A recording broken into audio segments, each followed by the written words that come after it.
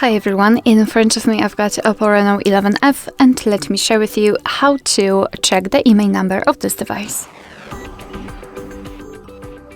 So let's begin with the fastest way, which requires entering the secret code. We have to open the dialer to do that, the keypad, and enter the code, which is *#06#. And as you can see, thanks to this code, we are provided with both IMEI numbers of this device. So let me tap on OK. And let me show you another way through the settings, which is a little bit different and longer.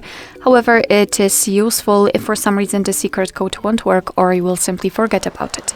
So let's enter the settings and then scroll down to the very bottom to find the section about device.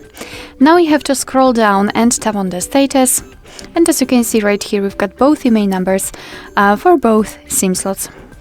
Alright, so that will be all. Thank you so much for watching. I hope that this video was helpful, and if it was, please hit the subscribe button and leave the thumbs up.